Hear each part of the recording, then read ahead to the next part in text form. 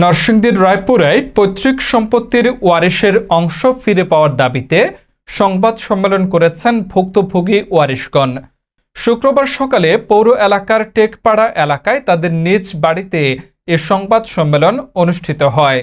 সংবাদ সম্মেলনে লিখিত বক্তব্য পাঠ করেন ভুক্তভোগী ওয়ারিশ রাফি উদ্দিন রাফি।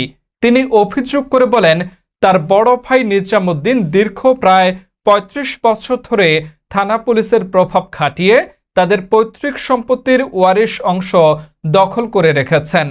তিনি আরও বলেন, বিষয়টি নিয়ে একাধিকবার গ্রাম্য সালিশ হলেও কোনো সমাধান হয়নি, বরং তারা নিজেদের ন্যায্য অংশ দাবি করলে বিভিন্ন সময় ভয়ভীতি ও মারধরের শিকার হন।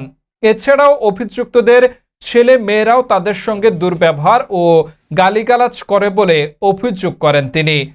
লিখিত বক্তব্যে রাফি উদ্দিন রাফি সংশ্লিষ্ট প্রশাসন ও কর্তৃপক্ষের কাছে ন্যায্য পৈতৃক ওয়ারিশের অংশ বুঝিয়ে দেওয়ার জন্য জোর দাবি জানান।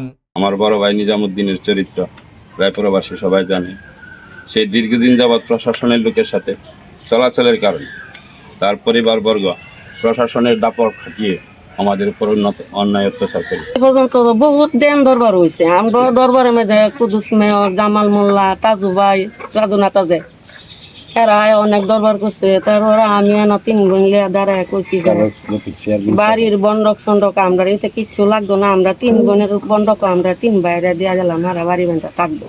আরো অনেকবার দরবার হয়েছে, কিন্তু দরবারটা আসলে কইরা দিয়ে গেলে হেরা ফিসে দাঁড় এটা কোনো কার্যক্রম করে না, মানে না। একটা ফ্যামিলি ইলার বড় ভাই এইটাই আর কিছু 5 বছর বাড়ি ছাড়া হয়েছে। এরপর আমি বলছি রে তুই এখন আবার তো তুই বাইর যা বাইর গেলে তোরা আমরা এটা পয়সা করে দিই, তিন বাইরের জমি বাইরে বন্ধ করলা পয়সা করে। আর বোনের বন্ধক নে তো বোনের দিয়া দে, আর না দিলে তোরা মিললে এটা